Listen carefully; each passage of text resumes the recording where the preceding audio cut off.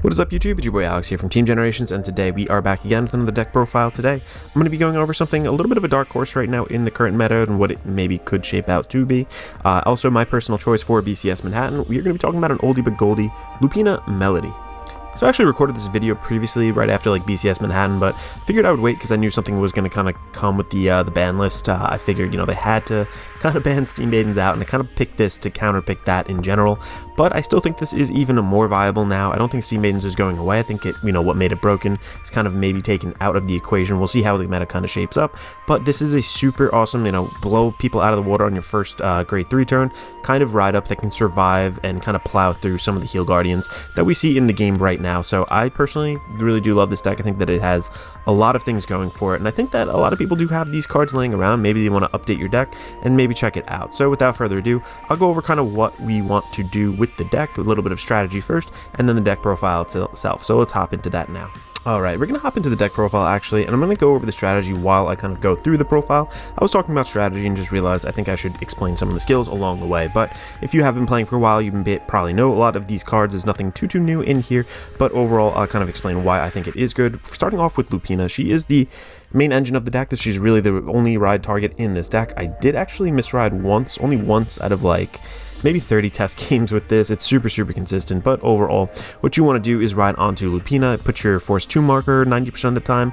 I want to say you want to go force 2 in this deck, put it onto a front row rear guard circle, and then with her second skill, or her first skill over here, act on Vanguard circle once per turn. Soul Blast 2, look at the top 7, call a normal unit down and to rear guard circle, and then put a marker onto that rear guard circle that you called it down on. So just be careful with that. Sometimes timing wise, make sure you have things set in the right position in the rows and such, just making sure that your lethal swing guys go towards the front. Always want to put the markers in the front starting off. And then secondly, over here, when it attacks, CB1 and stand all your rear guards with force markers on their circles. So what you're essentially doing is powerfully buffing up all of your melody units from each other's skills very passively. This is not a resource intensive deck. I know Soul Blast 2 is over here, but you never really run out of soul. It's super easy to kind of gain that in this deck. And on top of that, all you really need is one counterblast, and this kind of goes, the whole strategy goes live by your grade 3 turn. Ideally, you do want to go first. This is something that can, like I said, kind of plow through a lot of heal guardians, kind of get through some big numbers just with the melody kind of boost. Really useful overall, and you're swinging for 30k, 28k, whatever it is. Initial attacks and then boosted can be upwards of 50k, so really like I said, just very lethal overall, swinging on a force 2, hard numbers to guard, especially if you are going first. Overall, very big fan of this deck, and I thought that this is the only deck that can really, this, maybe Astral Poets, and to an extent maybe Night Rose, were one of the only decks that really stood up to Steam Maidens and really could just like rogue them out. I know people were talking about Jewel Knights and whatnot too, but I think they're okay. Overall, we're going to move into the next part of the package, and of course this is the melody package. This is the card you want to prioritize the most, I believe, just because Sonata's skill. We're not going to worry about the second one, but her skill over here continues on Van or Rear. During your turn, this guy gets an additional 5k, and it's shared by all your melody units. So our other cards in here have stipulations, either when they attack or when they boost. This one doesn't. This one is just pure 5k across the board, so it buffs up your boosters, buffs up the front row units attacking as well, and can really help with nice numbers overall. So this is, like I said, the guy you want to prioritize, in my personal opinion, probably the most. Annoying when things kind of take this away, but position your units in a way that you don't want to really get them picked off or attacked into, and this kind of the power from that really goes a long way. So 4 of that, absolutely necessary, and then 4 of another oldie but goldie over here going into it, just with Caro. So Caro is really nice as well. This is the booster unit that you really need. You really need to see one of these and then start prioritizing the Sonata from there, because all your units with melody share their abilities. So this unit gets boost and then continues on rear during the battle. It boosted, gets an extra 5k. So if you were boosting, let's say, a Sonata in the same column, Sonata is going to give that 5k. This is also going to get another 5k. So that number right there, let's just look at this real quick. So that is going to be 5k, so that is 18, 36 plus an extra 5 right there. That's a 41k column. I believe I'm doing that. I'm just doing it real quick off the top of my head. Very tough numbers to guard out, especially if you have like another Sonata on the board. That's a 46k column. Just really annoying numbers overall to deal with. Actually 46 goes up to 51, I believe, so kind of crazy. The power that just comes out of the blue, it's really hard to guard against this deck, especially, like I said, if you are going first. And that's kind of in part why I took this to regionals. I just didn't want to play Steam Maidens. Not knocking anybody who did play it, you know, with the Colossus in there. Just, it clearly was the best deck, but I told myself, you know, even if I qualified, I wasn't going to go to Worlds. Just weird time in my life right now. Got a lot going on, the new house, my wedding coming up and all that, so I was like, you know what, I'm not going to spend money or kind of bother doing that at this point. So I was like, let's take something fun, maybe kind of come out of left field. And overall, I went 5-3 with the deck. It was pretty good. Had some rough matches early on, but then went on like a 5-6 win streak, which was pretty cool overall. So getting into the grade 2s now, that was it for the grade 3s. We are going to start off with, again, another part of the melody package. Oops, sorry. This is the last melody unit. I actually don't really run any other melodies, direct melodies at least. Over here, this is going to be the grade 2 Sonata. So from Colorful Pastorelle Sonata, this is, again, coming out in like the original melody set out of V. A little bit annoying that, you know, maybe these aren't super readily available on the market, but, you know, if you have them laying around, why not try this? This again has melody, continues on Vanguard. During the battle attack to Vanguard, this guy gets 5k. So unlike the unconditional 5k of the grade 3 version, this one is just when it attacks. So pair this with the booster, you know, that's when it attacks, when it boosts, still 10k in the column. And again, it's just shared across the board. So you have 2 of these on board, and something attacks, it becomes a 20k instead of just a 15k. Pair that with anything else that you might have in the back, you know, you start stacking these numbers really quick. And if you do make it to your second grade 3 turn, you have another, you know, 1 or 2 force markers in the back. You're restanding, you know, 50k columns each time you're swinging with force 2, and there's really not a lot of decks that can survive that. And, you know, it was just really apparent to me that if Steam Maidens didn't blow me out early and just have this like ridiculous hand size, I think both my Steam Maiden matchups I lost. They both went first. One of them I actually just scooped because I missed the G assist, but overall, really solid card, and I think this really just makes the deck work. Next up over here, we are going to go leaning back into the Lupina package, so these kind of go together so well. Over here, Dagny, this is searchable too. We'll go over that in the grade 1, but continues on rearguard circle. During your turn, if there's a force marker on the circle's unit, the original critical of your Happiness Heart Lupina becomes 2. Not very relevant. We don't really go for that. We want melodies on our board, but its second skill is actually pretty important. And like I said, this is a ride target too, because you don't really want to ride that grade 2 melody. Auto on Van or Rear. When placed, we soul charge 1, and then if Happiness Heart Lupina or our Freshers Innovate Rosalinda is on our rearguard circle, or Vanguard circle, actually. I don't know. I forgot how that pairs that. I guess you can do that with a Lisalet, but we soul charge another. So soul charging 2 kind of immediately calls down and gives you the soul that you need in order to do the Lupina skill if you are running low. Very necessary. Just different key points in the game where I definitely needed that. Definitely saved me. So top decking that's important. Just searching that out, getting that extra soul in the early game is very good. Next up over here, actually like the low-key MVP of the deck. This is Courteous Beauty Saria. This newer card, I believe, and this came out and I immediately slotted it in. I think that it was a pretty good card overall, and I definitely do appreciate what it did for me during that day, and just in general, even in testing it, this is a very decent card. When it's placed on Van or Rear, discard a card from our hand. Look at 3 cards from the top of our deck, choose up to 1 card from among them, put it into our hand, put the rest on the bottom of your deck, and this guy gets 5k. If it's your opponent's grade 3, it gets 10k instead. So just giving itself a little bit more power, which is good. Also allows you to be a little bit more aggressive if you wanted to in the early game. Also giving your Vanguard column like a 15k. So, you know, if they're grade 2, you know, on a take 10k body, they drop a 15k to guard. It becomes a 1 to pass instead of, you know, hey, you know, no pass kind of deal. So that is actually important. And then later on, if you really need to call this guy down, at least it gives itself power. It's kind of just a straight exchange from your hand. You're kind of digging for those melody pieces. Really helps you do it. So I do like this card. I think out of the 3 of this is fine. And just a really quick side note, I know that this deck did top, I believe it's the Chicago BCS. I don't know the player's name, but Commander Jaime actually interviewed him, and I don't know if my list is a 1-to-1 anymore. I feel like I swapped some stuff in and out. I have no idea at this point. I've been testing this deck for a while, so I don't know if my deck is 1-on-1. I'll post his down below, his interview. It kind of inspired me to play this overall. So big shouts out to Commander Jaime and the player that also topped with this previously. So over here, we are going to be going into the grade 1s. This is going to be Prudent Blue Meep. So Meep over here on Van or Rear, if your opponent's Vanguard have the same grade, you may pay Soul Blast 1, but when this is placed, CB1, 7 cards from top of your deck. Add up to a total of 2 cards of melody, different card names from among them, put 1 card into our hand, 1 card into our soul. We don't really want them in our soul. This is really like a more pure melody kind of play here, but this is limited to 1 at the moment, and and this basically allows you just to kind of search something and put it into your hand. So we don't really have graveyard recursion or drop zone recursion, anything like that, so you don't really want to put things into the soul. Just add one to your hand, really. Next up over here, a 2 of, we are going to be looking at Mermaid Idol Sedna. Sedna is just a generic top 5 searcher. You basically place this down, look at the top 5 of your deck, add a grade 3 from among them, put it into our hand, and then if we added a card, discard a card. You can up this if you want. I chose to kind of play something else. I think I might cut the other thing down by 1, add this, bump this up by 1, because sometimes you just want to, dig very deep into your deck. Getting those grade 3s are absolutely necessary to the winning image of this strategy. So 2 of her right now, I probably would bump it to 3, and I would probably bump this one down to 2 overall, but it's completely up to you. Play with your ratios the way you see it. Reliable Faith Lusalis. This is another newer card.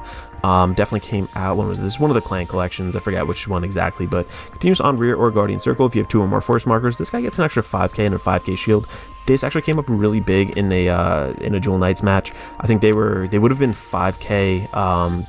They were 5k short, so that 5k ended up mattering. I had to swing with this. They basically retired a bunch of things on my board. I needed powerful units. I only had a couple melody units, but overall I was able to pop this down, and that 5k ended up mattering. So there are situations where I'm like, okay, the shield in this deck is not too great. You dig deep for your pieces, but you don't have like a huge hand size. It's more about blowing your opponent out early, and I think this kind of helps us just kind of get to that point and survive a little bit more throughout the game if we need to go past our first grade 3 turn. So, and then also on rearguard circle, if you have 3 or more force markers, this guy gets intercept and can intercept from the back row. So it's not that hard to get that in Lupina at all. And then moving right along to close out the main deck, aside from the starter, we are going to be running 4 of Freshers Innovate Rosalinda. So Rosalinda is part of the Lupina package, like I said, continues on rearguard circle. If this unit circle has a force marker, your Vanguard with Lupina gets an extra 10k. Again, not too relevant, don't really want that. Sometimes you can put this right in the back. If you don't have extra melody units, boost the Vanguard, at least make a 21k swing out of it. But when placed, we Soul Blast 1, look at 5 cards on the top of our deck, reveal up to 1 Happiness Heart Lupina or Unique Allure Dagny from among them, put it into our hand, and shuffle our deck. So the Soul Blast 1 seems like it might cost a bit overall, but if you go into the Sedna first and then have this on rearguard circle, go find the Dagny, you're gonna soul charge twice because this is on your rearguard circle. Dagny searches twice when soul charges twice when this is on the rearguard circle overall. So not too bad. Definitely need this. This really helps search for Lupinas a little bit later into the game, making sure that you get 4 force markers if you need to get onto your second grade 3 turn if you didn't close the game out on your first. And then getting into the triggers over here, very basic trigger lineup overall, a little bit not different, but I'll show you kind of what I'm talking about in a second. But 4 of our Benedettas, these are just the heal 3 grade 3 heal guardians. Need them at this point in the game. Things are too big, things are a little bit hard, people rush you down, Steam Maidens will still rush you down even with the ban, so I think this is a definitely necessary card. Next up over here, we're going to get into we are running actually 10 crit overall, so we're running 4 of our regular ones. I'm choosing to run 2 of the 30k shields just because, like I said, our hand isn't that huge, so sometimes sacrificing the extra card from hand can feel really bad when you can just toss this down and block the majority of attacks at this point. I think that overall we are looking to, like I said, close out games very quickly, and your Vanguard doesn't have an extra crit typically, like 90% of the time. So I think that just that little extra crit, little extra oomph really helps us kind of cross the threshold and really push our opponents a little bit harder. So then lastly over here, 2 of our Sentinel PGs, and of course we just do a starter as well. But overall, super nice. I really do like this list over here. I'm gonna get into some of my matchups and just kind of explain the idea of this deck. You guys kind of get it. Restand the melody units that are very powerful on force 2, swing for lethal turns every single turn. So cool, let's hop into those kind of like match breakdowns, and then yeah, we'll wrap up the video. Alright, so if you made it to this point in the video, just want to thank you for watching, and then also if you are enjoying the content, make sure to leave a like on the video, possibly consider subscribing to the channel. More content on the way, going to try to ramp it up 2023 just a little bit more, so thank you in advance for that. Also, if you are interested in purchasing any of the cards that you see here today, we do have a TCG player affiliate link down in the description below. Shop through that, absolutely no cost to you, help support the channel. Thank you in advance again. But getting right into our round matchup, starting off with round 1, in a room of almost 200 people, I actually faced off against my direct teammate, Eric, so we were, practicing this matchup quite a bit. He was playing Steam Maidens, I was playing this, and, you know, he went first, hit a trigger like every single defensive turn, just really bad situations for me. He healed out a little bit early too, just I was not able to kind of keep up the pressure throughout the game, and yeah, he ended up just winning. Like I said, he went first, the pace of the game wasn't mine. Round 2, I went against somebody, she was from, I think, California. The next week, she went to California BCS. She ended up getting top 8s with Steam Maidens, but she played Steam Maidens. I didn't find the grade 1 with the G assist. She went first. I just said, you know, there's no really coming back from that. I saw her hand afterwards, and I was like, yeah, I probably would have lost anyway, so kind of scooped. So X2 starting off not too hot at all. We did play a friendly casual game after that, which I ended up winning, but you know, that one did not count, so it is what it is. But super awesome player, and congrats on the top 8 if you are watching. And then round 3, I'm trying to remember going into round 3. Actually, somebody again from my locals, he was playing like a Nubatama, kind of like hybrid. I just beat him on my first grade 3 turn. Just was not his game. I really had pace, had everything kind of in my hand, able to guard. Super low damage I took. Yeah, just closed him out. Round 4, I believe I went against a Dual Knights player. Yeah, I went first, kind of survived 2 grade 3 turns, or one of their grade 3 turns. They kind of went for broke on it, couldn't quite do it. They survived one of my grade 3 turns, but on my second one just closed it out. It was a pretty routine game in that regard. Had to kind of replenish some of my units overall. They were able to retire some stuff in the front row, but overall I felt like I kind of had it. I had some decent guard in my hand overall, and yeah, it just went my way. Round 5, I went into actually a Luke here matchup. Didn't really have any practice against that, but my buddy Devin did play that, so back in the day I kind of knew it. I think overall I hit a defensive on both his grade 3 turns. He made it to 2 grade 3 turns. I believe he went first. I also made it to 2 grade 3 turns, just able to close him out on my second one. The numbers are just too overwhelming. If you get to your second grade 3 turn with this, it's just extremely difficult for somebody to kind of survive unless you really don't have melody units, which is pretty rare.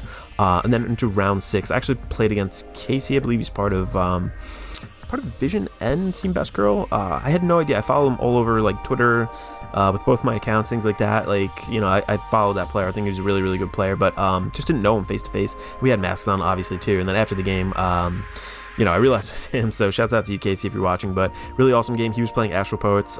Both the same idea, you know, just try to go first, blow it out. He went first, I believe. He didn't really see anything on his Valkyrian drive checks, as one does, you know, everything's all blank. Make it to a 1 grade 3 turn. He had really smart guard. I could see he's a good player with his guarding patterns and whatnot. Was able to survive that. Went into his second grade 3 turn, I believe, and he just closed me out. Wasn't able to live through another one of that, so I don't know if I feel like I had decent cards on board, but just wasn't quite able to do it. Not enough gas, I think. And then the next round I went against again another person from the general locals.